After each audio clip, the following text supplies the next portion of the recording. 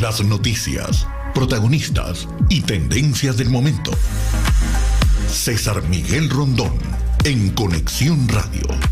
La voz que cuenta la historia mientras ocurre. Muy buenos días. Son las 9 en punto de esta fría mañana en Miami. 9 en punto de este jueves 1 de febrero del año 2024. Entramos ya en el segundo mes del año. A esta hora, a las 9 en punto de la mañana, hora del este, está usted sintonizando En Conexión. En Conexión lo sintoniza usted por Éxito 107.1 FM, la emisora del sur de Miami, Territorio Éxitos. Usted también nos puede escuchar en su teléfono celular por la aplicación Actualidad Media Group. Esa aplicación usted la descarga de manera gratuita en su celular. Y si entra en www.exito107.com, además de escucharnos, nos puede ver. Así que aquí recibo el saludo de Guillermo Useche, quien saluda exclusivamente a Floralicia desde Puerto Ordaz y le dice que hoy es jueves. Jesús Grajirena en Caricuao. Me encanta esos oyentes cómplices. María Isabel Vargas Rodríguez en Palmersville, Tennessee. Carlos Cuevas en Filadelfia. Magali Hernández en Dublín, Irlanda. Jocelyn Costa en Midland, Texas. María Alejandra Alfonso en Gainesville, Florida. Guillermo Triana en Humble, Texas. Doña María Alicia Sifontes, siempre tan consecuente desde Caracas. Guillermo Lozada en Johns Creek, Georgia.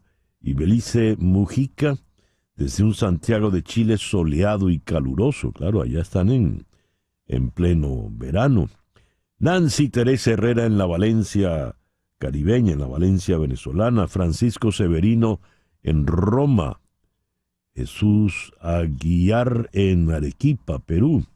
Nuestra querida Chere Ramos Graterol en Caracas. Juan Acuña en North Baltimore, Ohio. Edgar Bravo en Madrid. María Morales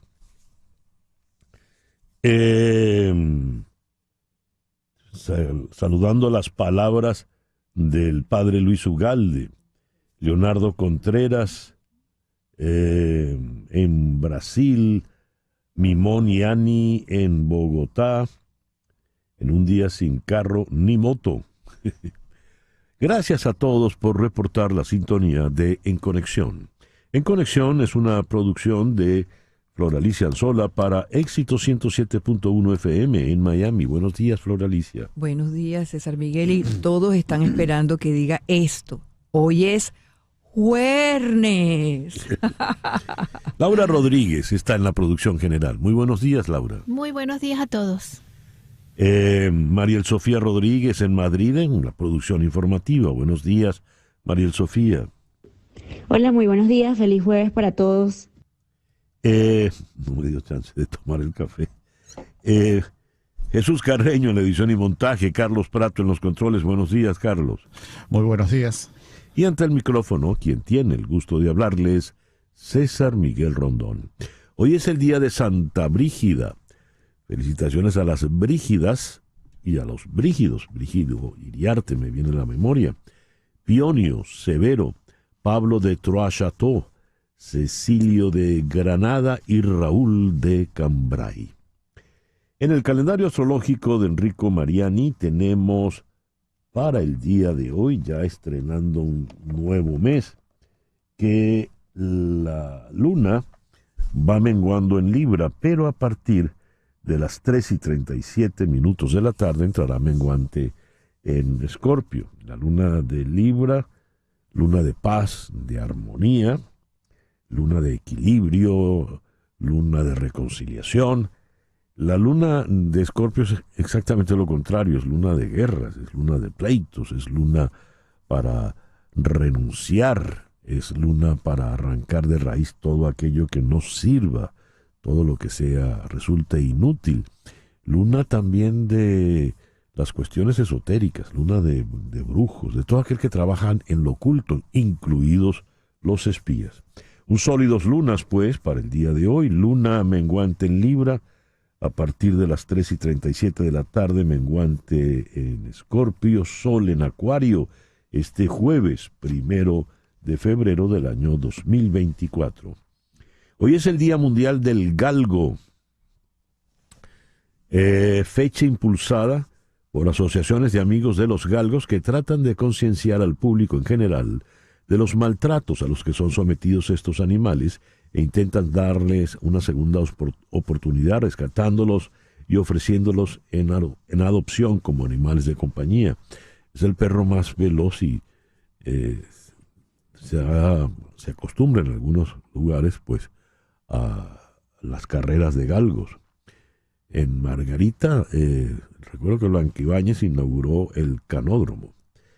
Es el Día Internacional del Cambio de Contraseña, una efeméride dedicada a recordar lo vulnerables que pueden ser las nuevas tecnologías y la importancia de protegerse correctamente. Es también el Día Mundial de las Elecciones. La democracia de cualquier nación se sustenta en elecciones libres, participativas y representativas. Es por ello que cada primer jueves de febrero se celebra el Día Mundial de las Elecciones. Esto surgió por iniciativa de la Conferencia Mundial de Oficiales Electorales en el año 2005. Contó con la participación de expertos electorales de todo el mundo. El programa que tendremos para el día de hoy lo vamos a comenzar en Medellín con Jeremy McDermott, director de Inside Crime. ¿Por qué? Esto es delicadísimo. Escuche usted. En año electoral, Venezuela y Maduro está decidido a no dejar el poder. Y Inside Crime, en un informe recientemente presentado, Venezuela 2024, Elecciones y Consolidación Criminal, Inside Crime encontró que las alianzas criminales del régimen van a jugar un rol fundamental en estas elecciones. Maduro está cimentado en un sistema de gobernanza híbrida, en el cual redes de crimen organizado reparten rentas ilícitas con funcionarios de alto nivel, al mismo tiempo que ejercen control social y territorial en sus áreas de influencia. A cambio, las estructuras criminales reciben salvoconductos y en algunos casos son respaldados incluso por fuerzas del Estado en sus operaciones. ¿Qué tal? Luego vamos a ir a Ciudad de México para conversar con José Sánchez Macías, Pepe Macías, el periodista mexicano. ¿Qué se sabe de la filtración de los datos personales de los periodistas que cubren las conferencias mañaneras de Andrés Manuel López Obrador? ¿Por qué se han filtrado estos datos personales? ¿Quién lo ha hecho? Luego iremos a Caracas para conversar con la abogada Ana Leonora Costa, defensora de derechos humanos. Una pregunta algo retórica. ¿Ha disminuido la cifra total de presos políticos desde que se iniciaron las negociaciones de Barbados? En otras palabras, ¿cuál es la situación de los presos políticos? Después iremos a Washington para conversar con Pablo Pardo, el corresponsal del Mundo de Madrid en la capital de Estados Unidos. Hackers del gobierno chino atacan sin tregua plantas de tratamiento de agua, la red eléctrica, sistemas de transporte y demás infraestructura esencial en Estados Unidos, según denunció el director del FBI.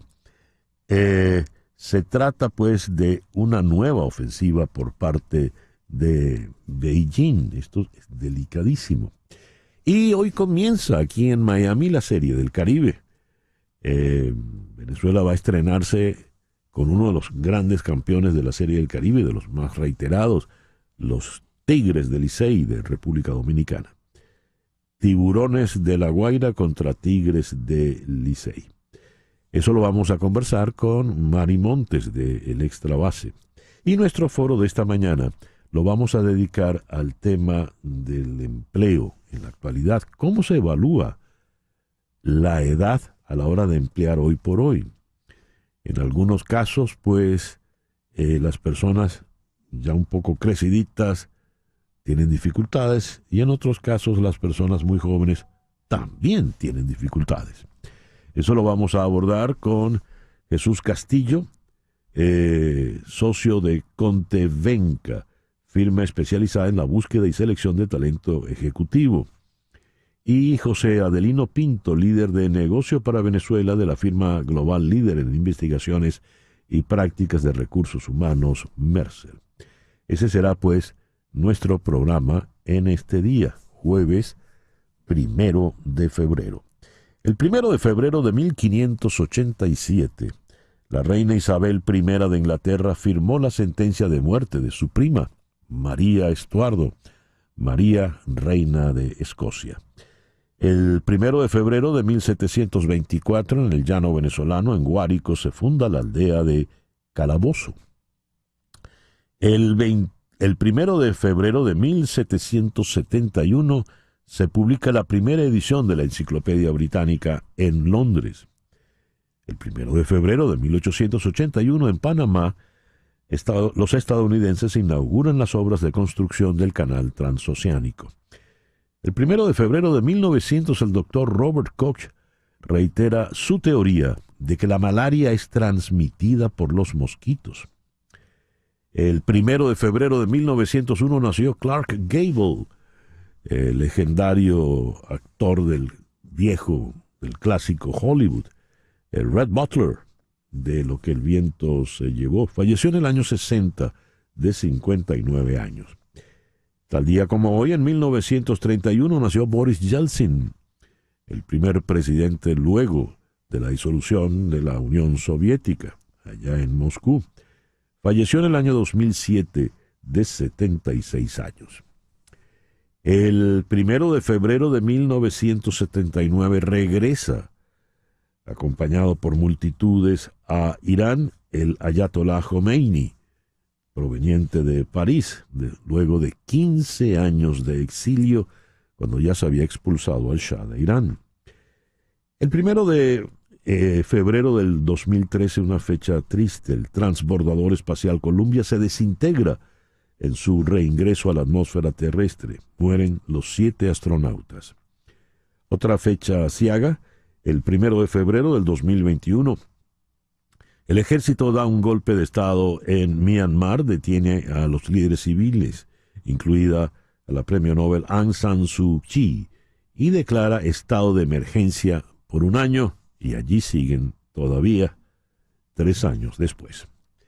Yendo al mundo de la música, el 1 de febrero de 1896, en Turín, se estrena de Giacomo Puccini la ópera La Bohème. Che gelida manina, de La Bohème, en la voz de Luciano Pavarotti. Y el 1 de febrero de 1922 nació otra gran figura de la música en Italia, la soprano Renata Tebaldi. Aquí está la Tebaldi con Signore Ascolta de Turandot.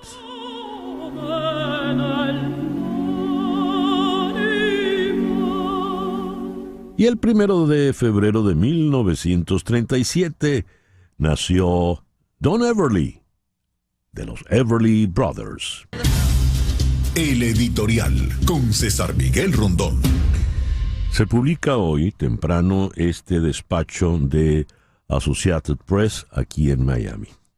Un memorando secreto obtenido por The Associated Press detalla una operación encubierta de años de la Administración de Control de Drogas de los Estados Unidos, la DEA, que envió agentes encubiertos a Venezuela para registrar subrepticiamente y construir casos de tráfico de drogas contra el liderazgo de Venezuela.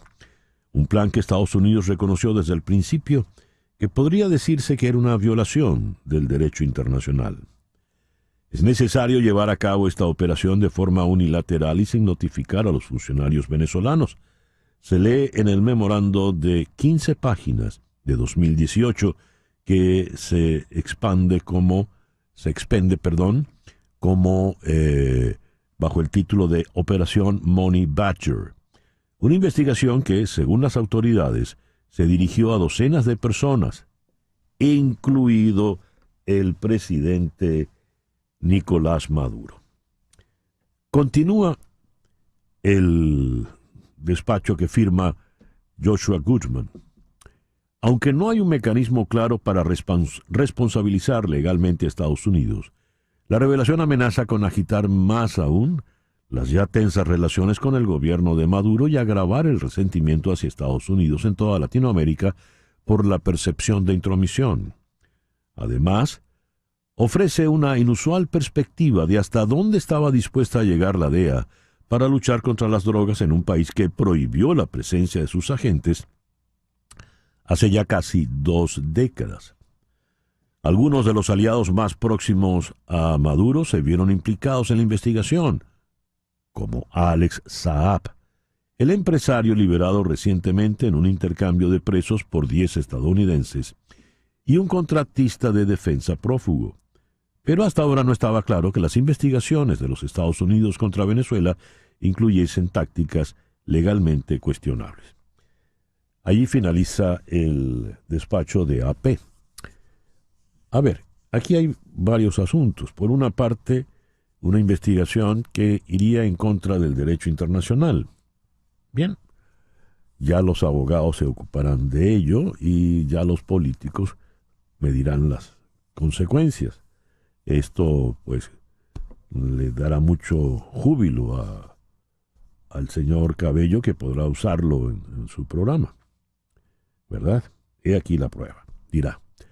Pero más allá de esto, tenemos el hecho que hay que subrayar. Es una investigación desde el 2018 que venía adelantando la DEA.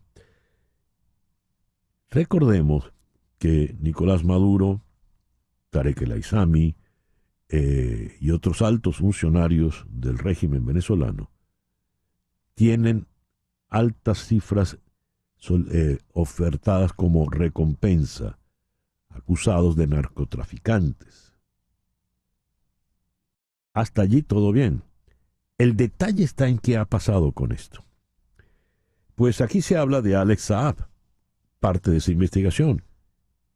Y el gobierno de Biden entregó a Alex Saab en bandeja de plata y está Alex Saab ya feliz de la vida haciendo de las suyas en Venezuela.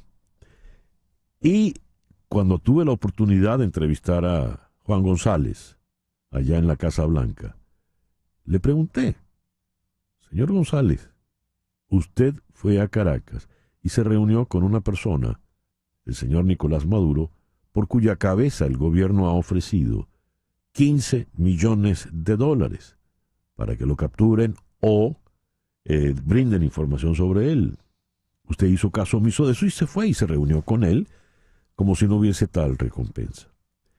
¿A dónde quiero llegar con este señalamiento? Pues que se sabe, o los Estados Unidos saben, o la DEA sabe, todo el paquete sucio, peligroso y oscuro de las negociaciones de narcotráfico en el más alto nivel del poder en Venezuela.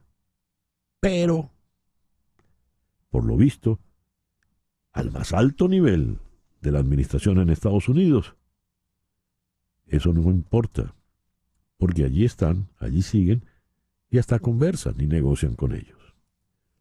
9:20 de la mañana. Una pequeña pausa y ya regresamos con las noticias más importantes de este jueves 1 de febrero. Continuamos en breve con César Miguel Rondón en Conexión Radio por Éxitos 107.1 FM. Joe Sample falleció en el 2014 a la edad de 75 años. Y a las 9:23 de la mañana vamos con las noticias más importantes de este jueves 1 de febrero. La Cámara de Representantes aprobó un paquete fiscal bipartidista para ampliar el crédito fiscal por hijos y reactivar las exenciones fiscales a las empresas, con un sorprendente resultado de 357 a 70. Anoche, los demócratas lograron una victoria significativa, pero no abrumadora, en una de sus prioridades clave, el crédito tributario por hijos. Ahora deberá pasar al Senado.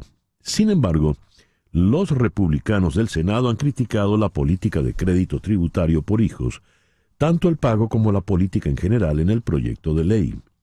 El senador Chuck Grassley, republicano por Iowa, dijo: «Creo que aprobar un proyecto de ley de impuestos que haga quedar bien al presidente puede permitir controles antes de las elecciones. Significa que Biden podría ser reelegido y luego no extenderemos el proyecto de ley de impuestos de 2017. Esos son los recortes de impuestos de Donald Trump en el año 2017. Organizaciones populares y movimientos sociales en la Argentina marchan a los supermercados para protestar por la falta de asistencia alimentaria para comedores sociales por parte del gobierno de Javier Milei, que alega que está desarrollando un método innovador para que las ayudas lleguen a quienes les correspondan y no haya pasamanos con intermediarios. Cita textual. También hoy continúa el debate sobre la llamada Ley Ómnibus, proyecto estrella del gobierno de Milei, en medio de las discusiones entre el oficialismo y parte de la oposición que apoya sus reformas y el resto de bloques contrarios que critican numerosos aspectos de este programa. Chris Gray, director del FBI, dijo ayer ante la Cámara de Representantes que hackers del gobierno chino atacan sin tregua plantas de tratamiento de agua, la red eléctrica, sistemas de transporte y demás infraestructura esencial en los Estados Unidos. Haciendo hincapié en la amenaza, el Departamento de Justicia y el FBI anunciaron antes de la audiencia que habían desmantelado una red de bots de cientos de enrutadores domésticos y de oficinas pequeñas, propiedad de civiles y empresas que fueron secuestradas por hackers del Estado chino para cubrir sus huellas y ocultar su origen mientras plantaban un malware. También han aumentado las preocupaciones sobre si China, así como otros países, buscará influir en el resultado de las elecciones presidenciales de este año. CNN informó que Xi Jinping prometió al presidente Biden que China no lo haría, aunque los funcionarios de inteligencia no están tan seguros. «Lo creeré cuando lo vea», dijo el director del FBI a los legisladores.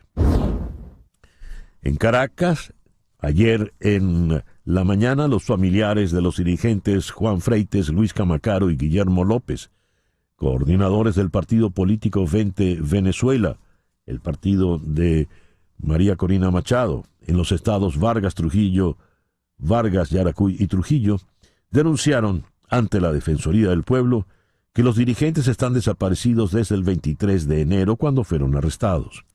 Los familiares señalan que posiblemente se les realizó la audiencia preliminar sin la presencia de abogados privados. En carta dirigida a la Defensoría del Pueblo, los familiares de Freites, Camacaro y López expresaron su profunda preocupación por la situación que atraviesan sus familiares y solicitan la intervención de la institución como defensora de los derechos y garantías establecidos en la Constitución y en tratados internacionales sobre derechos humanos. La Reserva Federal en los Estados Unidos mantiene la tasa de interés en el rango de 5,25%, 5,50%, dejando en claro que su tasa de referencia había alcanzado su punto máximo y bancos como Goldman Sachs e ING proyectaron reducciones a partir de mayo. La decisión de Estados Unidos en particular tiene importantes implicaciones políticas. La desaceleración de la inflación y las tasas más bajas probablemente beneficiarán el argumento del presidente Joe Biden de que ha sido un administrador eficaz de la economía y de las consecuencias globales.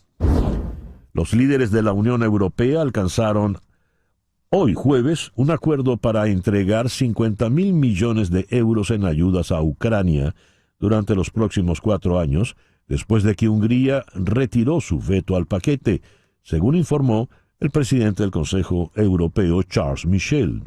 El mensaje de Michel llegó apenas unos minutos después de que comenzara una cumbre de jefes de Estado y de Gobierno que estuvo precedida por una reunión del presidente del Consejo Europeo, el francés Emmanuel Macron, el alemán Olaf Scholz y la italiana Giorgia Meloni, con Orbán, el líder húngaro, para encontrar una solución al bloqueo. En Colombia, en respuesta al lanzamiento de la serie Griselda de Netflix, que narra la historia de la narcotraficante colombiana Griselda Blanco, con Sofía Vergara como protagonista, las redes sociales se inundaron de comentarios, opiniones y controversias relacionadas con el tema del narcotráfico y los señalamientos hacia las mujeres.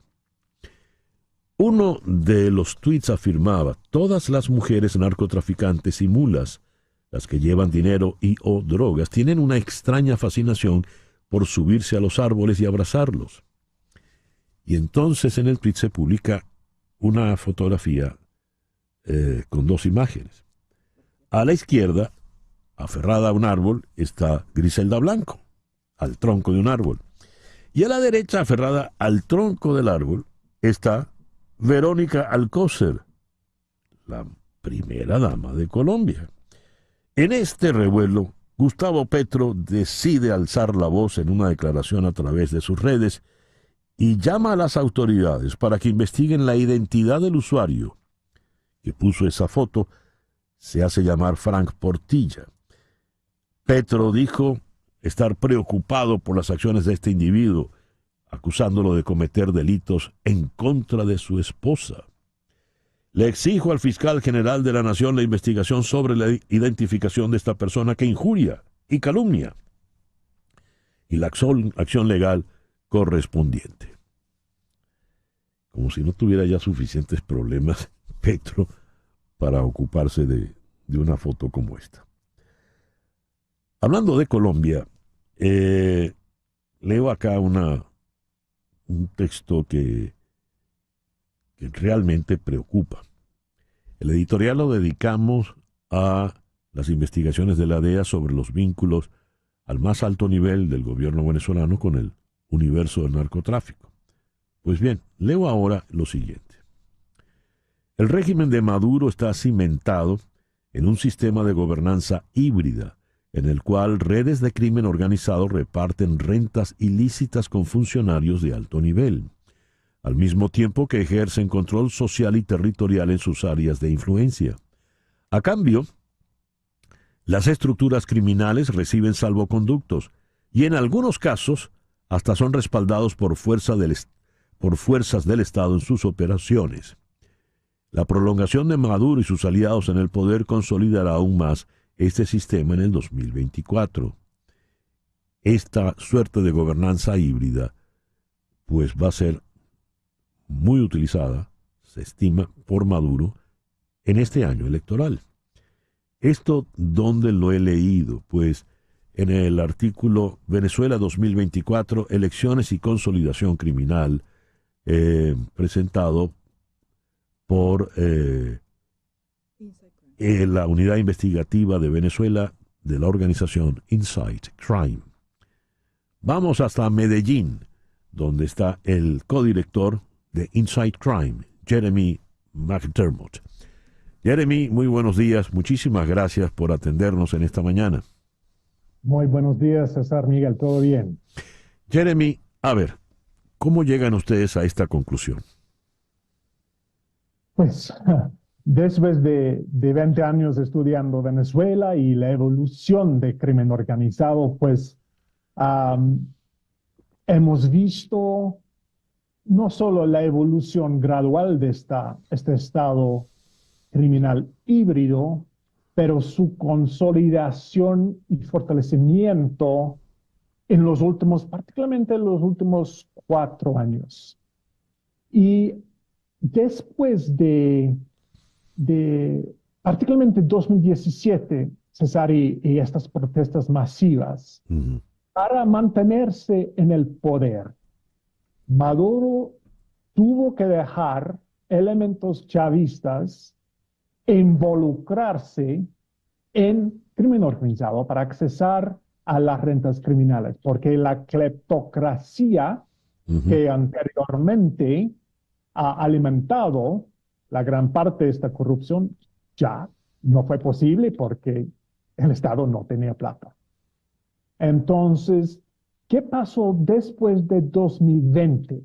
Cuando Maduro se recuperó control de la Asamblea Nacional, él empezó a regular y controlar todavía más esas economías ilícitas, con dos propósitos. Uno, para maximizar las ganancias para elementos del régimen chavista, y segundo, para controlar los grupos criminales que manejan esas economías. Y esta relación, César, es una relación simbiótica entre el régimen de Maduro y crimen organizado. De un lado, el régimen recibe acceso a las rentas criminales. Y no solo eso, pero los grupos criminales ayudan en la represión de la oposición en sus áreas de influencia. ¿Qué recibe crimen organizado? Es la protección, facilitación y colaboración de elementos del Estado venezolano. Y yo creo este año vamos a ver la consolidación del sistema. Pues hemos visto las líneas de la batalla están trazadas. Maduro no puede permitir elecciones ni medias abiertas. Y él va a necesitar todos los herramientas para ganar esas elecciones, incluso el apoyo de crimen organizado y acceso a las rentas criminales. Jeremy, ¿haces una diferencia entre los altos funcionarios del régimen y los integrantes del crimen organizado? Pero te pregunto, ¿no hay un momento en que son una y la misma cosa, una y la misma persona? Pues hay ejemplos de eso, César, más que todo al nivel local, estatal y municipal.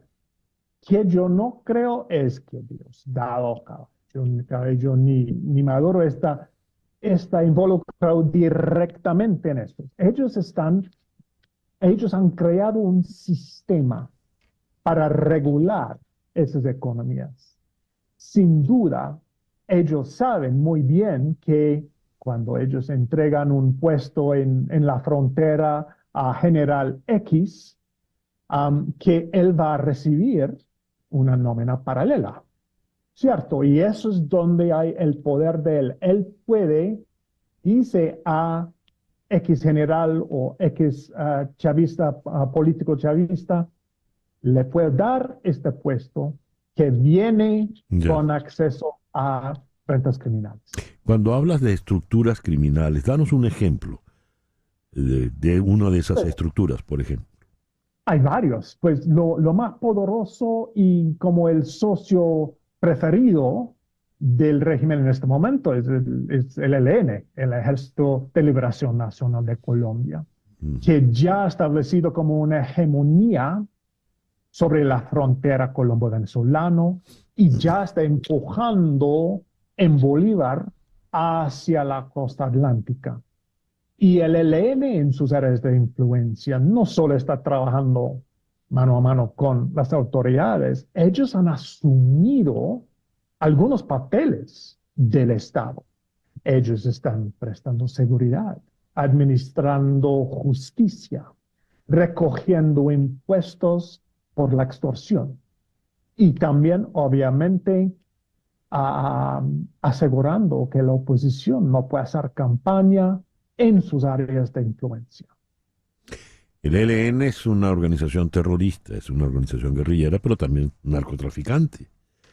¿Qué tanto pesa el narcotráfico en toda esta estructura que nos estás comentando, Jeremy? Pues no me gusta el término terrorista porque está usado por tantos fines. Es un grupo insurgente en Colombia y un grupo paramilitar en Venezuela. Y su portafolio criminal, César, tiene varios elementos. Control de contrabando por toda la frontera, control de muchas de las trochas donde pasan los migrantes venezolanos, narcotráfico sin duda. Entonces, ellos sí manejan mucho de estas rentas criminales y están compartiendo estas rentas criminales con elementos del régimen chavista en sus áreas de influencia en Venezuela. Esta situación, y es lo que plantean ustedes en el Observatorio de Crimen Organizado de Venezuela, que la presentan en español, ¿verdad, Jeremy? Es decir, cualquiera Sí, puede tener acceso a verlo. ¿En qué página?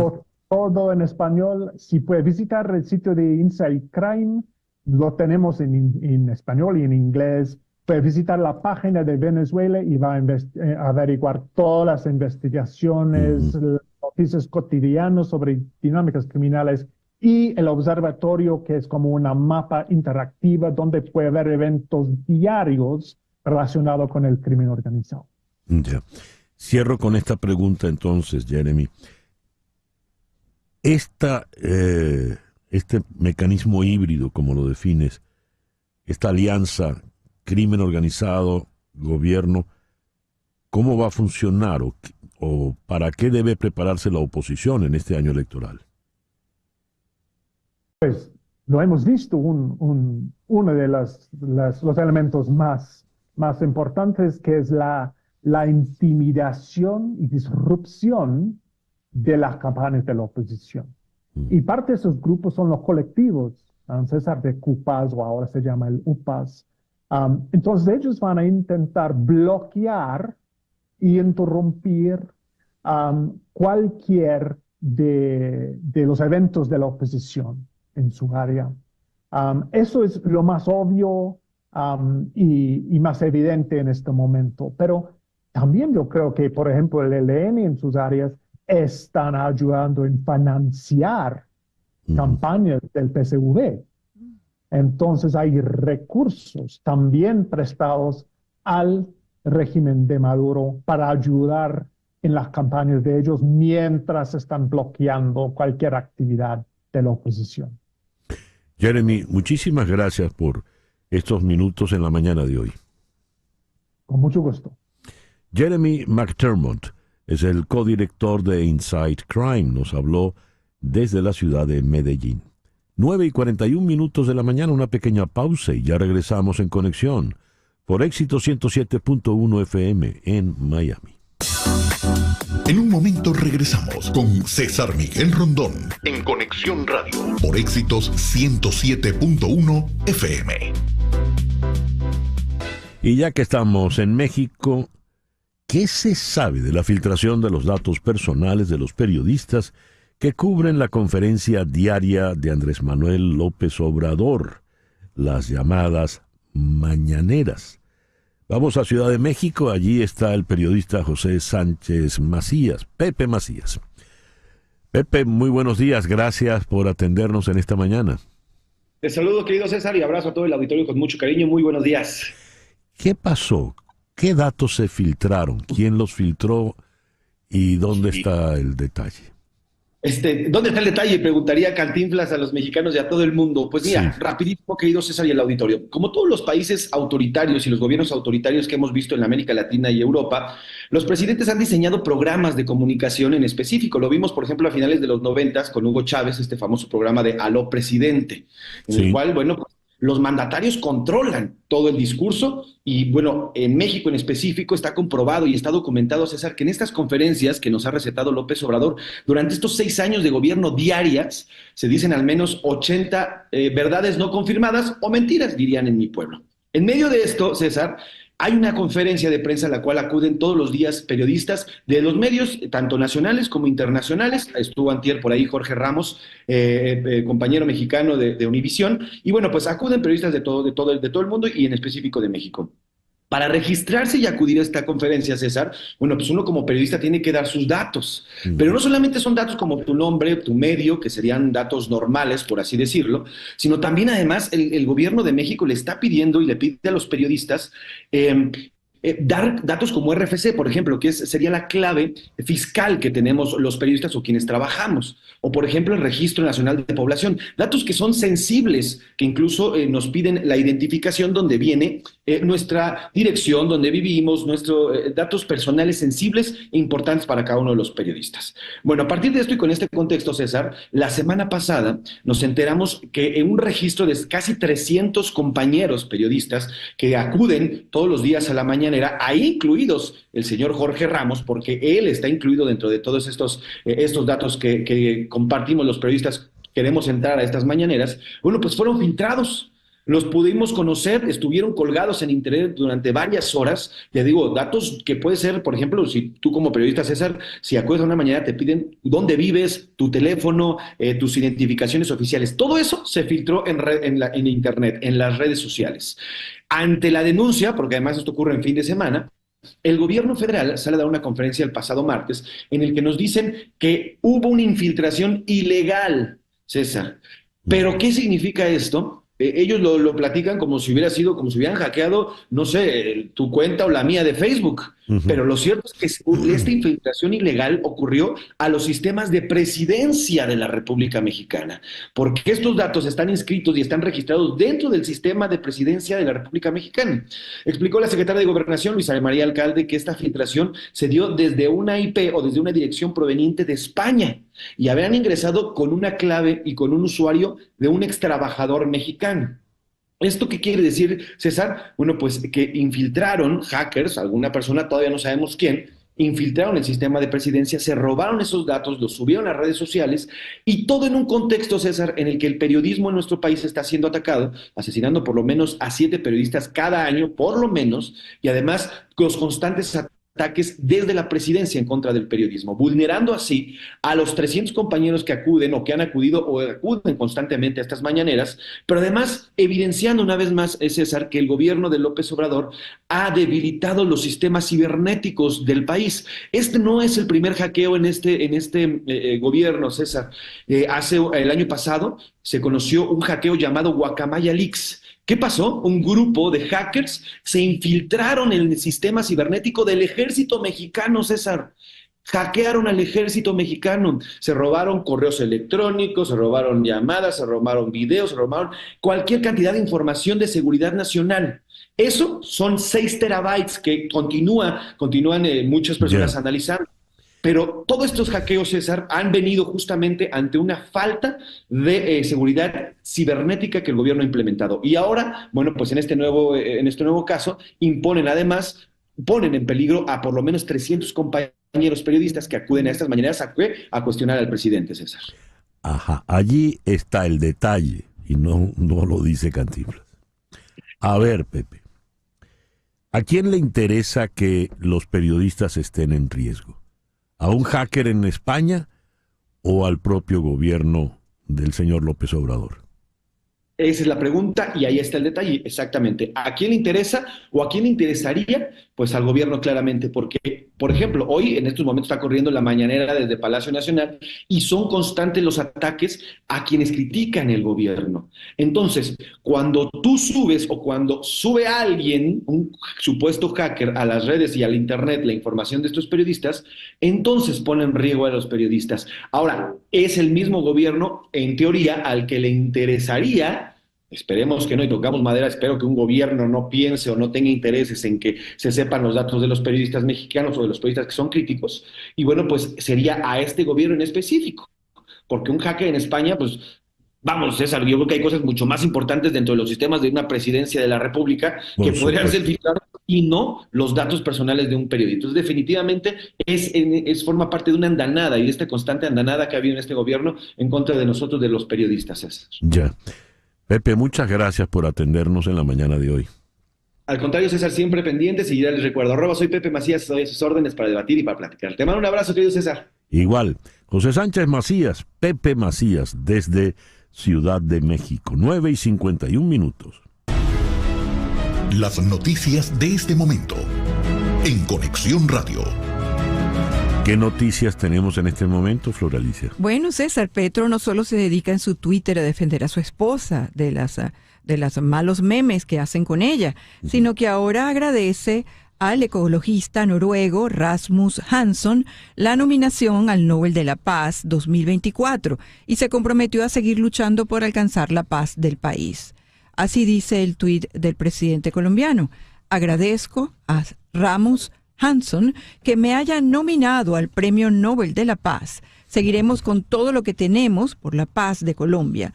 Rasmus Hansson, quien es uno de los 3 diputados de los Verdes en el Parlamento noruego, justificó la nominación de Petro por el trabajo por la paz que considera una inspiración para el mundo. Y el tuit de él dice: Petro promueve una política de paz, creadora, moderna e integral. Él muestra en la práctica que el diálogo con los actores armados puede ser un medio eficaz para solucionar conflictos y reducir la violencia. Y esto me hace pensar que este señor no está muy bien informado, porque ni se ha reducido la violencia ni se ha logrado la paz. Bueno, pero amigo de Petro puede ser. Amigo es. Gracias, Flor Alicia. Al leer las noticias más importantes del día, en el caso venezolano, leí que ayer los familiares de Juan Freites, Luis Camacaro y Guillermo López, coordinadores del partido político Vente Venezuela en Vargas, Yaracuy y Trujillo, están desaparecidos desde el pasado 23 de enero, cuando fueron arrestados. Es increíble, pero el detalle está en que les arrestan y después desaparecen. Nadie sabe dar razón de ellos. Pasan a ser, evidentemente, presos políticos. ¿Por qué están presos? A ver, ¿cuántos presos políticos hay en Venezuela? ¿Cuál es la situación de los presos políticos en Venezuela? ¿Ha disminuido el número de presos políticos luego de los acuerdos de Barbados? Pregunta, si se quiere, retórica y sin duda algo ingenua. Vamos a Caracas. Allí está la doctora Ana Leonor Acosta. Ella es defensora de derechos humanos y directora de la ONG Coalición por los Derechos Humanos. Ana Leonor, muy buenos días. Muchísimas gracias por atendernos en esta mañana.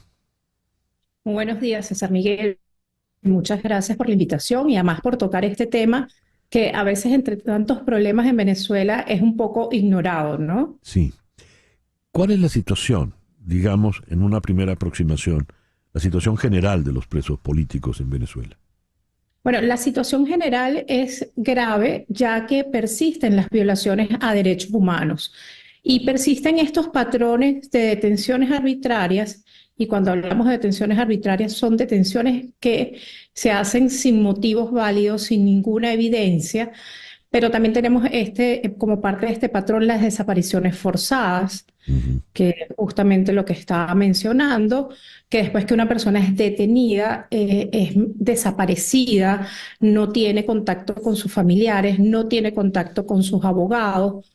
La mayoría de las veces se les obliga a tener un abogado público, que este abogado público es un agente del gobierno también, que muchas veces está o para tapar la situación o incluso para decirles que se declaren culpables o que admitan hechos.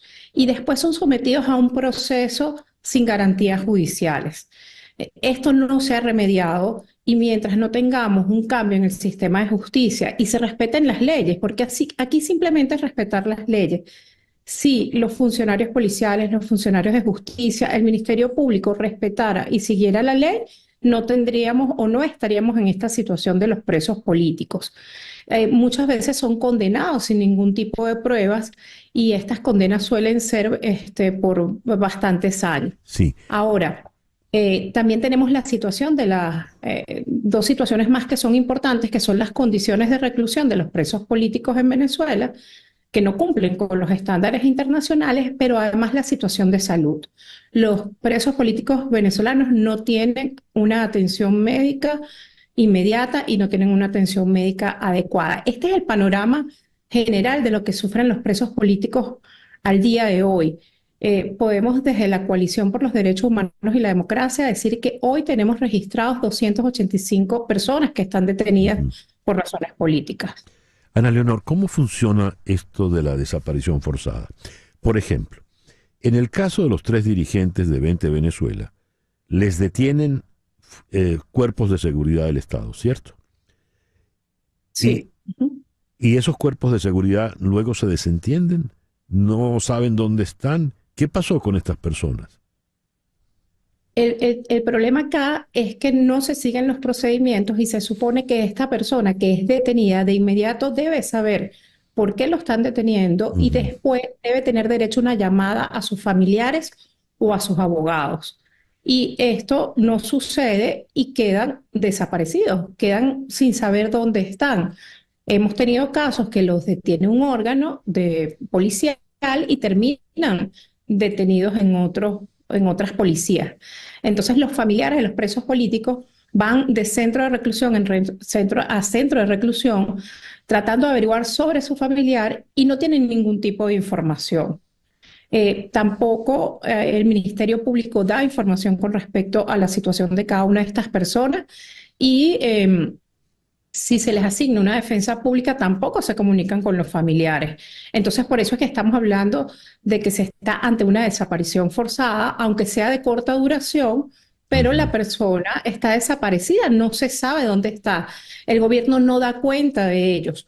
Por ejemplo, nosotros en diciembre estábamos hablando de 266 presos políticos y en ese caso se anunciaron unas detenciones, pero hasta que nosotros no pudiéramos confirmar, tener acceso a la persona, poder revisar el expediente, no hay forma de saber si esas personas realmente están detenidas y dónde están detenidas. Sí. Entonces, es toda una cantidad o una cadena de situaciones irregulares que violan los derechos humanos de estas personas detenidas. Pero ¿por qué el régimen procede de esa manera, Ana Leonor? Me pongo en el lugar de estos familiares. Y la angustia debe ser inmensa, porque estamos ante un régimen que tortura, ¿verdad? Y ha habido suficientes evidencias de eso, y que asesina, porque ha habido casos de personas que por las torturas terminaron muertas. ¿Por qué procede de esa manera el régimen? Bueno, ciertamente es fuera del Estado de Derecho, que está incumpliendo con normas internacionales. Las razones, la verdad es que yo no podría dar las razones que ellos tienen. Nosotros muchas veces nos hemos preguntado qué sucede. Las personas detenidas muchas veces no se conocen y ni siquiera saben por qué los están deteniendo. Sí. Y después con el tiempo se arma un expediente y se arma una historia que a veces es televisada sobre lo que supuestamente estas personas o los supuestos delitos que incurrieron. Por ejemplo, se dice, no, es que ellos estaban participando en una conspiración, pero pareciera que hay una orden de detener, hay una orden de sacar a la persona, extraerla de su trabajo, como periodista, como político, como educador, como sindicalista, y después se arma una historia de que esta persona estaba involucrada en unos hechos que son totalmente, que no son creíbles y que no hay ningún tipo de prueba. Puedo poner ejemplos. El caso de los sindicalistas que fueron condenados y luego liberados en diciembre. Sí. Muchos de ellos tenían años que no se veían. Algunos se conocían, otros no se conocían. Los detuvieron, ellos no sabían por qué, y el día de la audiencia se enteran de que ellos supuestamente estaban incursos en una conspiración o en la toma de un cuartel e impedir el acto del 5 de julio en ese caso. Y ellos estaban completamente ajenos a esa información y no hay forma de relacionarlos con hechos de esa naturaleza. Entonces es una historia que se arma, que ya viene repetida con patrones muy repetidos, en los cuales se toman varias personas de la sociedad civil o militares que pueden ser incómodos porque estén protestando o porque estén en contra o porque tengan un enemigo en el gobierno, y todos ellos se incluyen en un expediente sin tener ningún tipo de relación. Recuerdo perfectamente esa audiencia de presentación en la cual no había ningún tipo de evidencia para dejar a la persona detenida. De acuerdo a nuestro ordenamiento jurídico, la detención es una excepción. La persona debería ser juzgada en libertad si se le acusa de algún delito. Y en este caso, para dejar a la persona privada de libertad tienes que tener algún tipo de evidencia. Y en ningún caso hay evidencias, sino informes de inteligencia, o sea, elaborados por el mismo gobierno. Y cuando uno le alega esto al juez, oye, pero es que la Constitución, el Código, privilegian estar en libertad y ser juzgado en libertad, te Hemos tenido dificultad, se congela la imagen de la doctora Acosta, que nos está hablando desde Caracas. La comunicación con Caracas es realmente complicada. ¿Estás de nuevo con nosotros, Ana Leonor? No, no.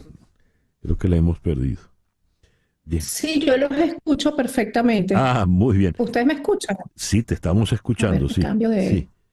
A ver, termina, Okay. redondea la idea, Ana Leonor. Gracias. Sí, bueno, les comentaba que estas personas quedan detenidas sin ningún tipo de evidencia simplemente porque son considerados enemigos del gobierno, y no hablo del Estado, del gobierno de turno, y además de esto, son castigados prácticamente con una prisión que diríamos... Bueno, una prisión que diríamos, en fin. Bueno, era la doctora Ana Leonor Acosta, defensora de derechos humanos. Ella es abogado y dirige la ONG Coalición por los Derechos Humanos. Nos habló desde Caracas. 10:03 de la mañana. Una pequeña pausa y ya regresamos con el foro en conexión por Éxito 107.1 FM en Miami.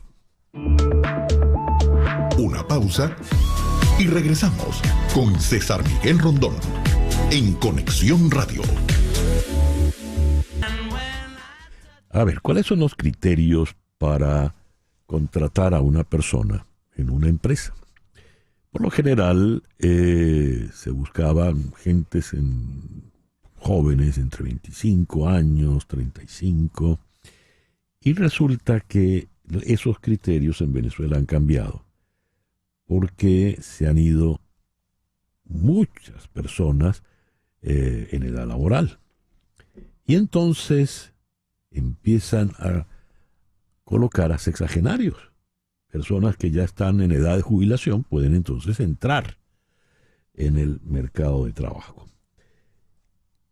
¿De qué manera cambia esto el criterio, los criterios de empleo? En el caso venezolano es por este exilio, esta fuerte migración que hemos tenido. Pero no es privativo de Venezuela, porque también está ocurriendo en otras partes del mundo. Ese es el tema que vamos a abordar en nuestro foro de hoy. Tenemos a Jesús Castillo, socio de Conteven, que esta es una firma especializada en busca y selección de talento ejecutivo en Venezuela. Jesús fue presidente del Comité de Recursos Humanos de Venancham. Y bienvenido Jesús al programa en la mañana de hoy. Muchísimas gracias por la invitación. Buenos días a todos. Y nos acompaña también José Adelino Pinto, líder de negocios para Venezuela de la firma global líder en investigaciones y prácticas de recursos humanos, Mercer. José Adelino, muy buenos días. Muchísimas gracias por sumarte al programa en la mañana de hoy. Muchas gracias, César, por la invitación y un saludo a tu audiencia en este 1 de febrero. Así es. ¿Cuál es la situación del empleo en Venezuela en este momento? Comienzo con Jesús Castillo. Sí, bueno, debo decir que la economía venezolana ha sido una economía muy volátil, muy cíclica, ¿ok? Y hemos tenido épocas de bonanza, como los años 2012, tal vez fue su pico máximo, y luego hemos tenido una recesión con maxi devaluación muy grande que nos llevó al peor momento del mercado laboral en los años 2017, 2018, y todo eso se ha venido lentamente recuperando. Hoy en día hay una ligera activación de la actividad económica que por supuesto demanda talento, pero luego de estos años de crisis hubo una gran migración, un éxodo de talento, y hoy en día nos conseguimos en un mercado que parece paradójico porque mucha gente espera que una guerra por el talento se desate en un mercado con un gran crecimiento económico, lo cual no es el caso de Venezuela, pero en caso venezolano se da una guerra por el talento, a pesar de que la actividad no se ha recuperado del todo, porque la oferta de talento bajó muchísimo más que la demanda con todo este fuga de talento que hemos sufrido en estos años. Entonces, ahora que la actividad empieza a recuperarse un poco, empezamos a tener crecimiento económico, pues las organizaciones están apostando nuevamente a crecer, pero nos conseguimos con un pool de candidatos mucho menor al que teníamos hace una década. Yo diría que hoy estamos en una situación de guerra por el talento en Venezuela. Y en el plano ya mundial, en el plano internacional, ¿cuál es la situación? Le pregunto a José Adelino Pinto. A ver, César, a nivel global no es muy diferente a un poco a la situación venezolana. Existe una alta necesidad de talento calificado, además de un talento que está evolucionando en las competencias que se requerían. No es el líder de hace 20, 30 años, es un líder que tiene unas nuevas capacidades, una nueva generación, y entonces estás compitiendo en la búsqueda de ese liderazgo que además lleve a tu organización hacia la nueva compañía que tiene que tener el tema de inteligencia artificial, de transformación tecnológica, que te lleve a esa evolución que está experimentando el mundo. Y te encuentras además con una generación de jóvenes que no ven aspiracional ser líder de una compañía. Tienen un propósito más de conectarse con temas medioambientales, con temas de cómo preocuparse por el ambiente. Entonces, a lo mejor no ven ese tema de entrar a una compañía como lo pudimos haber pensado nosotros, entrar a una compañía y hacer carrera en esa compañía. Eso no se está viendo en este momento. Y es un tema no solo Venezuela, es un tema a nivel global. Ahora, en el caso venezolano uno entiende, se fue la buena parte de la población que puede aspirar a empleos importantes. Esa población que se ha ido, ¿cómo se sustituye? Le pregunto a Jesús, cuando hablaba Jesús de la guerra por el talento en Venezuela. Sí, bueno, lo primero es que tiene varias opciones. Una opción es hacer crecer el talento dentro de tu organización, ¿ok? Preparar personas para la sucesión, pero a veces hoy en día con esta, vamos a decir, tendencia de las organizaciones a hacerse cada vez más ligeras, más planas, a veces los escalones entre un nivel y el siguiente se vuelven muy grandes. Entonces, lo natural es que salgan a buscarlo al mercado, a sus competidores o a empresas similares, buscar los mejores talentos en el mercado. Pero es que esto le sucede a varias empresas al mismo tiempo y por eso es que los más talentosos reciben múltiples ofertas, porque la cantidad de empresas que desea ese personal es mayor a la cantidad de ese personal altamente calificado que queda en el país. Entonces, normalmente lo que ocurre es eso, que la empresa A se lo quita a la empresa B y la empresa B se lo quita a la empresa C y comienza esa dinámica de la guerra por el talento que a su vez genera una situación donde, por supuesto, el movimiento que hace un empleado para irse de una empresa a otra normalmente viene acompañado de una mejora salarial. Claro. Y esa guerra por el talento, como toda ley de oferta y demanda, hace que los precios suban, lo cual también ha hecho que los salarios, que en los años de la mayor crisis, el año 2017-18, que se habían diluido por efecto de la devaluación y de la inflación, hoy en día vuelvan a ser salarios competitivos con los de otros países. Al ser un salario que ya hoy en día es competitivo con otros países, también nos está permitiendo traer talento de vuelta al país. Porque tal vez un talento que se fue en el año 2017, cuando su sueldo se había diluido, lo hizo porque le ofrecieron el doble en un país de la región, pero si hoy en día le ofrecen más o menos lo mismo o más de lo que está ganando en ese otro país, en su propio país, pues son personas que están dispuestas a volver. Entonces, o se lo quitas a otra empresa, o lo desarrollas internamente, o lo traes de regreso al país. Esas son las formas en que se están... ¿Y esos que vienen de regreso han crecido, Jesús? Sí, sobre todo hay una gran disposición de volver. ¿Okay? Hay mucha gente, nosotros día a día recibimos referidos, personas que trabajaron en Venezuela, que están afuera o que son familiares de alguien que conocemos y nos mandan su currículum y nos dicen, deseo volver. Ese deseo de volver hoy en día se ha vuelto muy grande porque la gente está volviendo al país después de varios años, de que se fueron tal vez en el peor momento, donde teníamos escasez de alimentos, donde había los sueldos, como te dije, muy bajos, Sí. donde había mucha lucha social en las calles, mucha delincuencia, y algunos de esos factores se han ido mitigando a lo largo de los años, sobre todo el del salario, ¿okay? Y eso hace que la gente, cuando vuelve después de unos años al país para pasar sus navidades, se reencuentra con su familia, ve que sus amigos ya están ganando unos salarios que son comparables con los que ellos ganan en otros países, y eso les despierta la curiosidad de evaluar el mercado. Sin embargo, no notamos que ellos estén volviendo a probar suerte, sino que estando afuera, se Claro. ponen atentos a cualquier oferta en el país, Sí, vienen sobre participan seguro. en los procesos por vía videoconferencia, y si luego se contrata es cuando deciden entonces dar el paso Sí. de volver al país.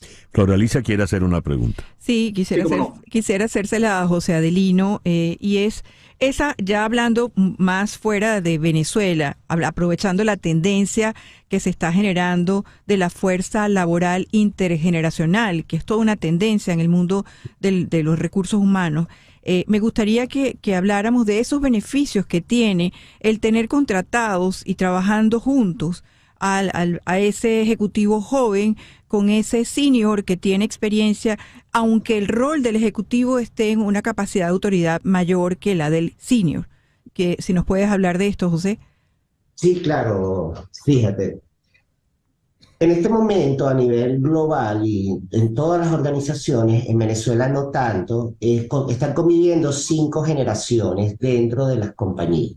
¿Por qué digo que en Venezuela no tanto? Porque obviamente la gente que emigró representaba el cuadro medio de mando principalmente dentro de las organizaciones, y eso generó un hueco en las organizaciones venezolanas. Entonces quedaron los baby boomers al frente del liderazgo organizacional y la generación de cristal entrando en los cargos junior. Entonces te queda un gran hueco que debes llenar de alguna otra manera, un poco lo que Jesús les estaba explicando. Entonces, ¿qué pasa a nivel global? A nivel global, esas 5 generaciones sí están presentes en una carrera de crecimiento, de mejorar mi calidad de vida.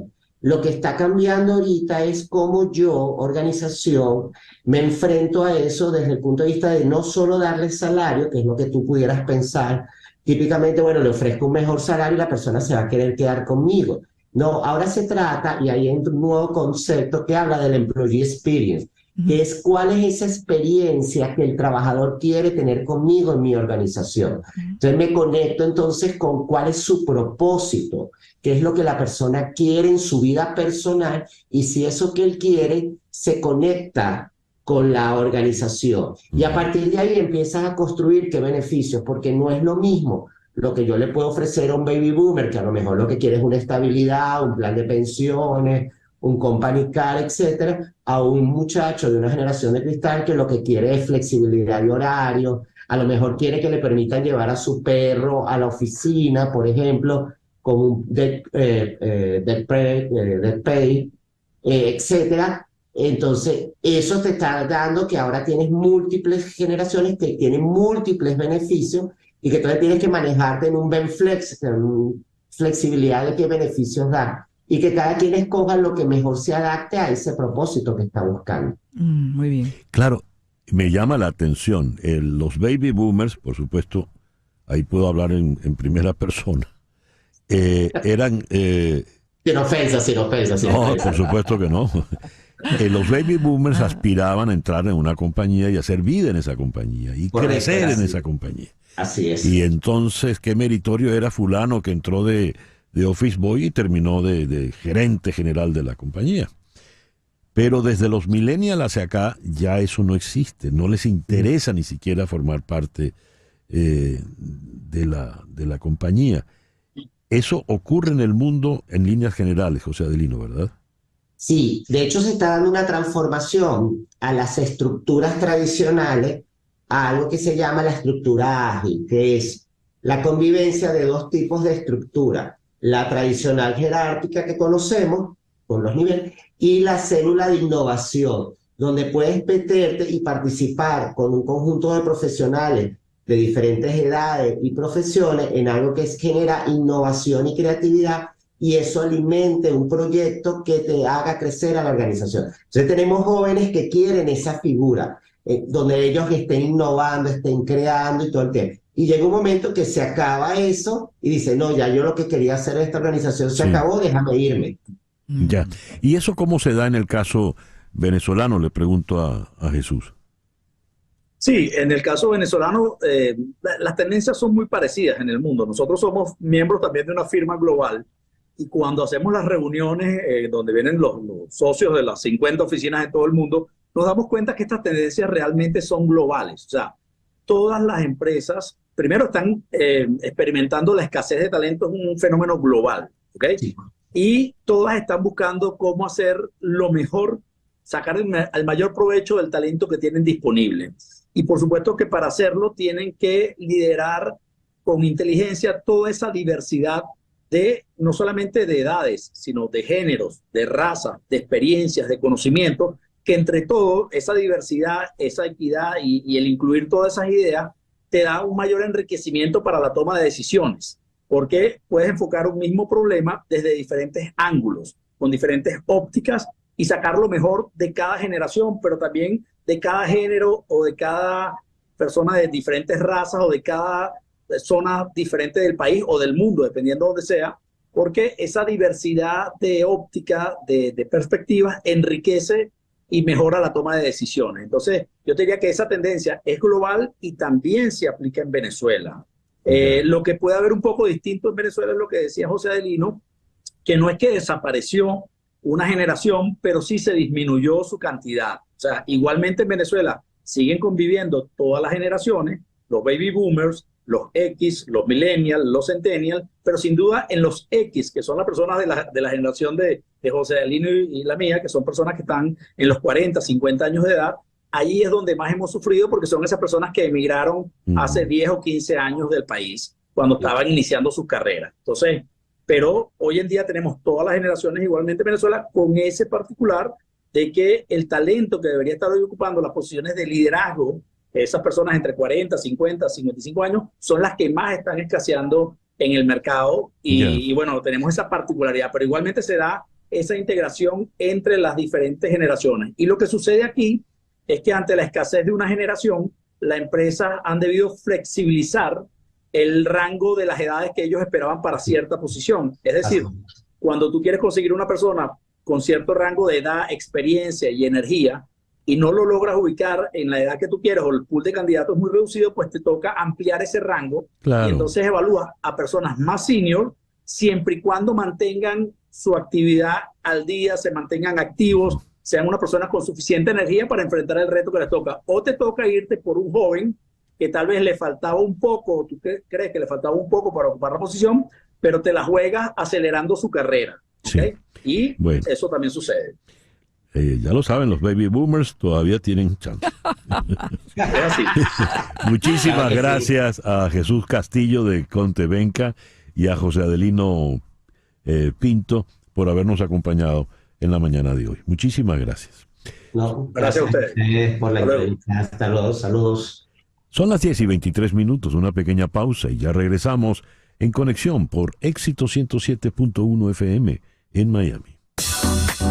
En un momento regresamos con César Miguel Rondón en Conexión Radio por Éxitos 107.1 FM.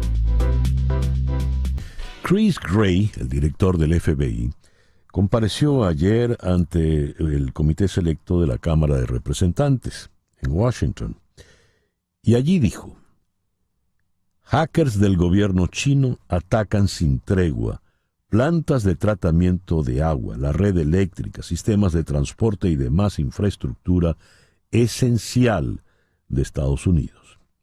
El Departamento de Justicia y el FBI anunciaron antes de la audiencia de Gray que habían desmantelado una red de bots de cientos de enrutadores domésticos y de oficinas pequeñas, propiedades civiles y empresas que fueron secuestradas por hackers del Estado chino para cubrir sus huellas y ocultar su origen, mientras plantaban un malware.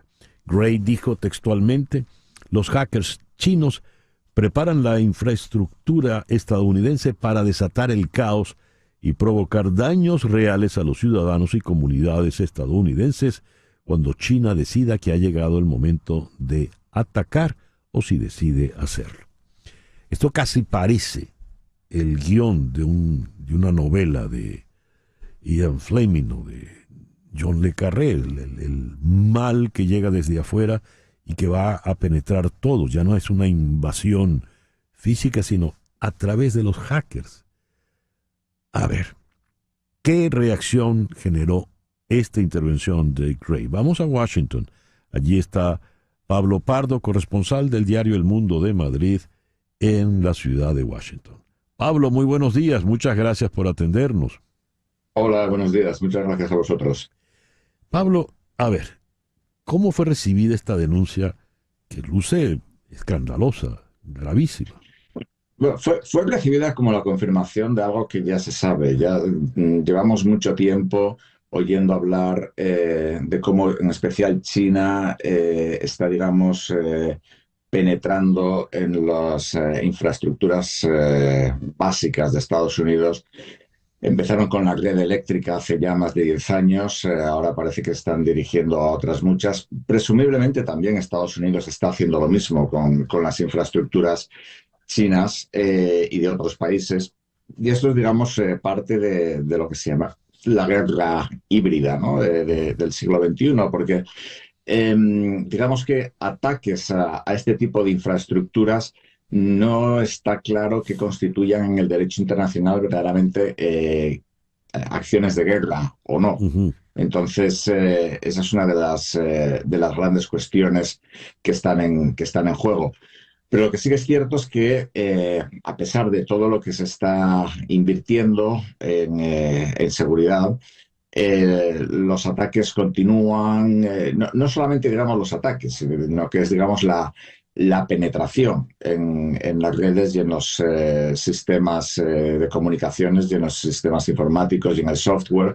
Recordemos que se han encontrado sistemas de espionaje chinos y rusos que llevaban en la administración años, electrónicos. Están también, no en el caso de China, pero en el caso de Rusia, digamos, los agentes paraestatales, los famosos grupos de ciberdelincuentes que funcionan con la bendición del Kremlin.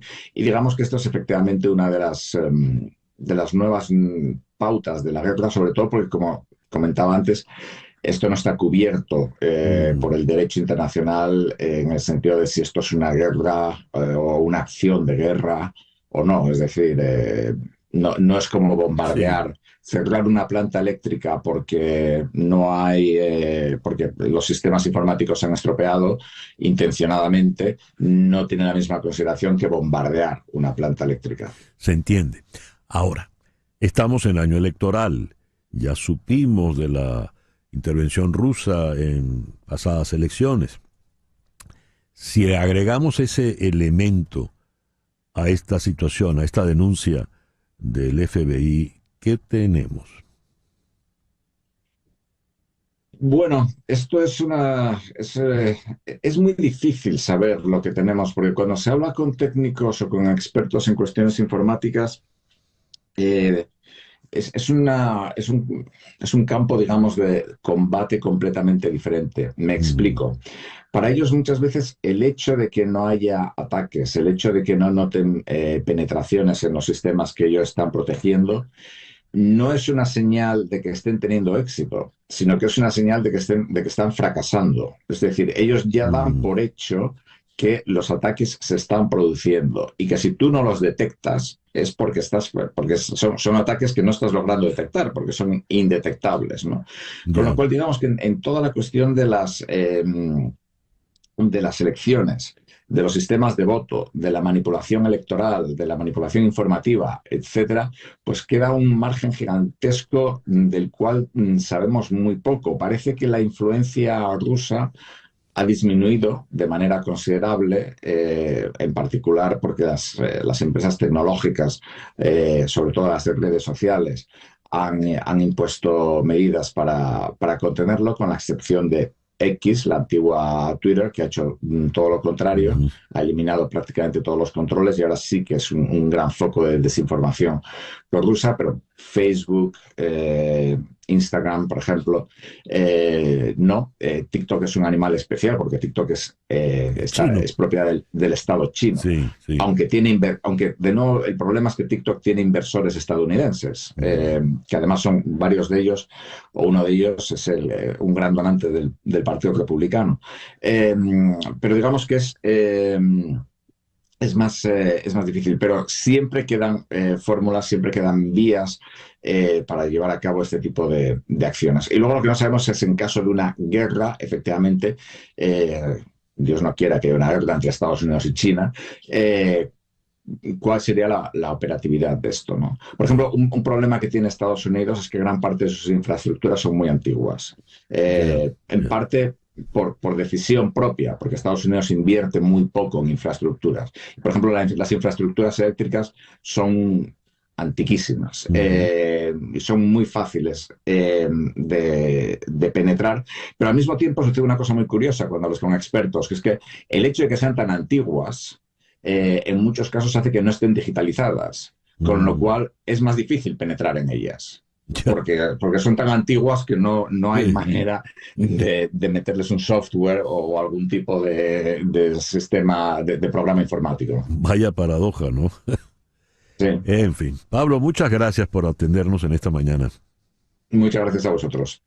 Pablo Pardo es el corresponsal del diario El Mundo de Madrid en la ciudad de Washington. 10:35. Las noticias de este momento en Conexión Radio. ¿Qué noticias tenemos en este momento, Flor Alicia? Una que viene de Ginebra, César, el cáncer de pulmón, que durante la pandemia fue superado por el del cáncer de mama como el más común en el mundo, vuelve a ser el de mayor incidencia y se mantiene como el que más muertes produce, según indica el último estudio sobre la enfermedad publicado hoy por la Organización Mundial de la Salud. El informe, con datos de 185 países correspondientes al año 2022, indica que ese año hubo unos 20 millones de casos globales del cáncer de pulmón frente a 19.3 millones registrados en el año 2020, pero hubo menos fallecimientos, 9.7 millones frente a los 10 millones del año anterior. Eso quiere decir que funcionan, se están mejorando los tratamientos. Hay más cáncer de pulmón, pero es menos letal porque están funcionando los tratamientos, supongo. Sí. Gracias, Flor Alicia. La lotería de la visa H1B tiene cambios. ¿Cuáles son estos cambios? ¿Qué hacer? Estas son preguntas que hay que hacerle, por supuesto, a la doctora Michelle Canero, de Canero Fadul Immigration. Michelle, muy buenos días. Muchísimas gracias por acompañarnos en esta mañana. Gracias a ti, César. Michelle, a ver, la lotería de la visa H1B. En primer lugar, ¿cuál es la visa H1B? La visa H1B es una visa temporal de trabajo para profesionales. Entonces, personas que tienen título universitario o cuya trayectoria profesional equivale a un estudio universitario. Y estos son visas que compañías americanas solicitan para poder tener un trabajador extranjero por un periodo de 3 a máximo 6 años. El tema con la H es que es una visa de lotería. Se aplica en abril de cada año fiscal y se procesa por inmigración en los casos seleccionados para que la persona pueda empezar a trabajar el 1 de octubre. Lo que hemos visto es que aunque hay nada más 85,000 cupos para esta visa, son 65,000 en la capa regular y otros 20,000 para personas con posgrado americano. El tema es que hay muchos más aplicantes de los cupos que existen. Y el sistema de migración para registrar para esta lotería, que empezó hace unos años, se ha prestado a mucho fraude, porque lo que empezó a pasar es que personas tenían varias compañías aplicando por ellos y esto resultó en que Inmigración recibiera más de 500,000 de aplicaciones al año para estos limitados cupos, haciéndolo muy difícil para las personas que, por ejemplo, estaban aquí estudiando, trabajando en una compañía y ahora querían pasar de la visa estudiante o su OPT a la H, o personas que la compañía necesitaba traer. Ya la H no ha sido en los últimos años un camino viable porque los chances de selección son como 1 en 5. Eso va a cambiar este año. Este año ahora van a limitar el registro en la lotería a solo un sorteo por persona. Entonces, si por ejemplo, yo tengo 5 diferentes compañías que me quieren traer en H, las 5 compañías pueden registrar una H por mí, pero yo nada más voy a entrar en uno de los sorteos porque aunque tengo 5 aplicaciones, lo van a seleccionar por individuo. Y esto va a aumentar los chances de yo ganar de diferentes personas ganar la lotería y no beneficiarme a mí que tengo más personas aplicando. Entonces, la idea sería que para los 85,000 cupos se consideren menos individuos en vez de aplicaciones. Entonces, anticipamos que los chances de sacar la lotería este año va a ser como un 50%, que es mucho más alto de lo que hacía en el pasado. ¿Y cómo funciona esa lotería? La aplicación, muy bien, antes yo a mi nombre había 5 aplicaciones y eso congestionaba por completo. Ahora solo va a haber una por persona. Correcto. Pueden haber 5 aplicaciones, pero nada más me van a entrar nada más una vez en el sorteo. ¿Y cómo funciona el sorteo? ¿Hay se mide algún tipo de mérito antes de meterme en el sorteo? Nada. ¿Cómo funciona? Es que una compañía americana tiene que hacer el registro. Entonces, ese registro iniciado por la corporación americana va a poner los datos de la compañía, el nombre del aplicante y qué va a ser el puesto, ¿verdad? Una vez que entra en el registro, que se tiene que registrar entre el 6 de marzo y creo que el 26, es en el mes de marzo, se tiene que registrar.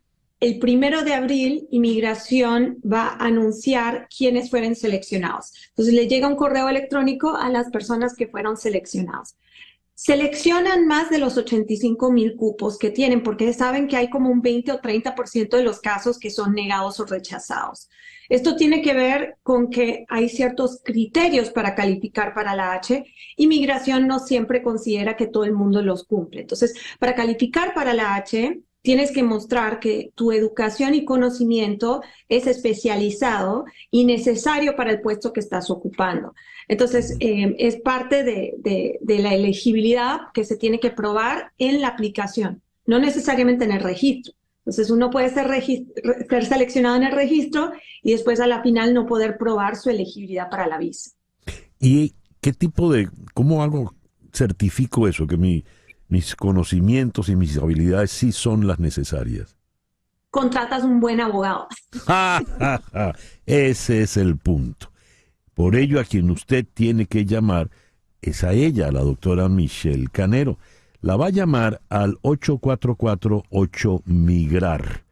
844-8-MIGRAR, que equivale a 844-864-4727. Y cuando llame, diga que está llamando de mi parte, porque entonces la primera consulta será gratis. Y les voy a decir que ahora es el momento de hacer la lotería de H. Han habido muchos años en la cual no lo recomendábamos, pero ese es el momento. Si estás trabajando con una compañía americana, aunque estés con TPS, aunque estés con visa de estudiante, es importante considerar esta opción y llamen a un abogado a evaluar si califican, porque creo que este es el año que la gente va a poder, por primera vez en muchos años, acercarse a lograr esta visa, que puede servir como una plataforma para después solicitar una residencia a través de otra vía.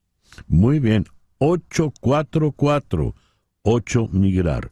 844-8-MIGRAR o escriba a inmigraya@canerofadul.com. Michelle, muchísimas gracias por acompañarnos esta mañana. No, que tengan excelente resto de su día. Gracias. La doctora Michelle Canero, de Canero Fadul Immigration. 10:43 de la mañana, una pequeña pausa y ya regresamos en Conexión. Continuamos en breve con César Miguel Rondón en Conexión Radio por Éxitos 107.1 FM. Y ahora a la pelota. Hoy comienza la Serie del Caribe aquí en Miami.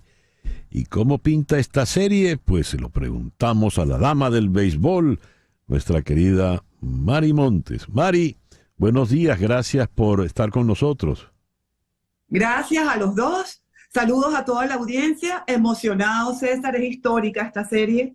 Es primera vez que en la ciudad de Miami, en un estadio serio. En un estadio digamos, de verdad. En un estadio de verdad, de grandes ligas. Hay tantos equipos convocados. Recuerda que la Serie del Caribe en principio era Puerto Rico, Venezuela, República Dominicana y México. Ahora hay una selección de Curazao, vienen también los campeones de Nicaragua, los federales de Chiriquí, y bueno, eso hace por supuesto que la serie tenga mucho más dinamismo. No sé cómo vamos a hacer, pero serán 3 juegos diarios, wow, desde aquí hasta el 9 de febrero. Y bueno, con el gran juego de esta noche, República Dominicana con sus campeones Tigres del Licey, el equipo más ganador en la historia de la Serie del Caribe. Dominicana es el país con más títulos y ellos con los que han ganado más para los dominicanos, y los Tiburones de Venezuela. A ver, Mari, ¿cuántos son los equipos? ¿Cuáles son los equipos que compiten? 6. Viene los Gigantes de Rivas, que son los campeones de Nicaragua, los Criollos de Caguas, que son los campeones de Puerto Rico, los Tigres Dominicanos, los Tigres del Licey, Federales de Chiriquí, que es el equipo de Panamá, Federación de Curazao, como te digo, es una selección, no es un equipo campeón, Naranjeros de Hermosillo, que es el equipo más ganador de México y el más ganador en Series del Caribe para los mexicanos, y los Tiburones de La Guaira, que no han conseguido ningún título en Series del Caribe, o si Guillén viene por todo, o si ha ganado Serie Mundial, ya ha ganado la Liga de Venezuela, y obviamente viene por ese trofeo hermoso del Caribe. Muy bien, ¿cómo va a ser la estructura, la mecánica? ¿Cómo se determina el ganador de la serie? Va a ser, en primer lugar, una serie de todos contra todos, como una especie de round robin, y en esa clasificación luego hay una segunda etapa, digamos como una serie de finales, donde se van a definir los que van a estar en ese último juego disputándose el trofeo. Porque en la estructura habitual, la serie tenía, a mi entender, una especie de falla estructural, que de repente había un campeón y todavía quedaban juegos por jugarse, ¿no? Sí, bueno, esta vez no va a ser así. Justamente para hacerlo más emocionante al final. Hay una otra etapa donde eso no va a ocurrir. Lo que sí te digo es que todos los equipos se van a enfrentar. Y eso es lo bueno, lo que me parece súper emocionante, porque habiendo 3 juegos al día, sin reloj, por cierto,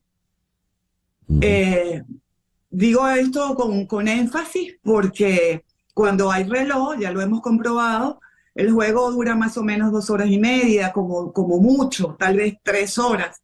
Sin reloj no se sabe. Ya. Pero se van a ver las caras todos los equipos.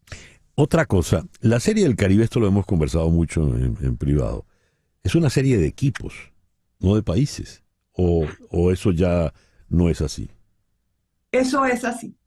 Y no va a dejar de ser así. Lo que pasa es que como mercadeo, César, es mucho más vendible, digamos, Venezuela contra Dominicana en una plaza como Miami, que Tiburones de La Guaira contra Tigres del Licey. Fíjate que por primera vez todos los equipos dicen Liga, el de Venezuela dice Liga Venezuela. El de México dice Liga México. No tienen los colores ni son uniformes de selecciones, pero tienes el nombre del país en el pecho. O sea, Yaciel Puig va a tener esta noche el nombre de Venezuela en su pecho. Y cada refuerzo extranjero de los equipos que vienen tendrán el nombre de los países en el pecho, el logo del equipo en una manga, pero vienen como si fueran unas selecciones, aunque sabemos que son clubes campeones, y que vienen con refuerzos de otros equipos. O sea, el Leones viene con jugadores Leones, Tiburones viene con jugadores de Leones, viene con jugadores de las Águilas de Zulia, con jugadores del Magallanes, entonces de otros equipos para, digamos, poder conformar un equipo competitivo, porque hay piezas. Por ejemplo, Tiburones perdió a Michael García, Ronald Acuña no va a jugar, entonces tuvieron que armar, como casi siempre es, un 20 tú con el mejor talento disponible. Muy bien, ¿y cuál es ese roster que tiene? Mira, el roster, ya te lo voy a buscar. El de Venezuela particularmente me parece que está muy bueno, porque Osvaldo Guillén va a tener picheo, y en esta serie eso es muy importante.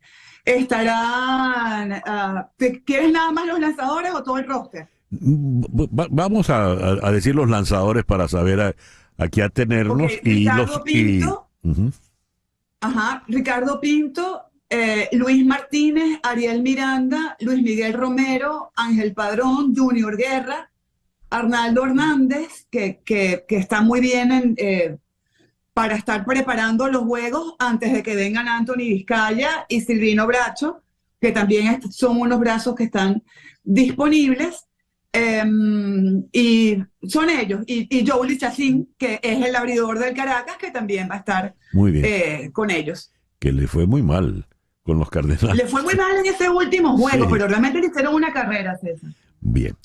O sea, los Tiburones fueron mejores, sin duda. Y por Acuña y García, ¿quiénes van a estar? Mira, sí, ellos por García, ellos van a tener a Alexia Marista disponible, los Tiburones de La Guaira, y en los jardines, bueno, además de que tienen a Yaciel Puig, tienen al Reginato, que es un guairista, que es súper solvente, así que creo que el equipo es un equipazo, César. Muy bien. Realmente. Muy bien. ¿A qué hora? Odúbel Herrera, que viene de Cardenales de Lara, pero que fue pieza de Tiburones y que lo vimos haciendo una defensa de lujo. Muy bien. ¿A qué hora es el juego? Bueno, está previsto que sea a las 8 de la noche, después de la ceremonia de inauguración. Es decir, están jugando ahorita, en este momento, Nicaragua contra Puerto Rico, luego va a jugar México contra Curazao, viene la ceremonia de inauguración y después juega Venezuela. Se supone que a las 8, pero insisto, no hay reloj, así que no sé. Bueno, play ball, pues. Muchas gracias, Mari, y a nadie se dio cuenta del lapsus, no te preocupes. Las ganas mías. Gracias, Mari, muchos besos. Mari Montes, la dama del béisbol, 10:54. Las noticias de este momento en Conexión Radio. Y ya para cerrar, ¿qué tenemos, Flor Alicia? Bueno, César Miguel, la Corte Suprema de Brasil suspende la multa millonaria a Odebrecht por corrupción. Esto de verdad es increíble. La Corte Suprema de Brasil suspendió este jueves de forma provisional la multa impuesta a la constructora Odebrecht por sendos casos de corrupción al percibir colusión entre el juez del caso y la fiscalía para forzar a la empresa a aceptar el acuerdo. El magistrado José Antonio Díaz Toffoli cuestionó las condiciones que llevaron a Odebrecht, centro de la operación Lava Jato, a aceptar un acuerdo de colaboración con la Fiscalía que implicaba el pago de una multa millonaria. En su decisión, el magistrado afirmó que hay por lo menos duda razonable sobre el requisito de voluntariedad de la empresa al firmar el acuerdo que le impuso la multa y que ésta debe tener las condiciones para que evalúe si se cometieron ilegalidades. Con esta colusión, pues, queda ahora librada de la multa Odebrecht. ¿Qué tal? ¿Qué tal? Gracias, Flor Alicia. 10:56. En Conexión fue una producción de Flor Alicia Anzola para Éxito 107.1 FM, con Laura Rodríguez en la producción general, Mariel Sofía Rodríguez en la producción informativa, Jesús Carreño en edición y montaje, Carlos Prato en los controles y ante el micrófono, quien tuvo el gusto de hablarles, César Miguel Rondón.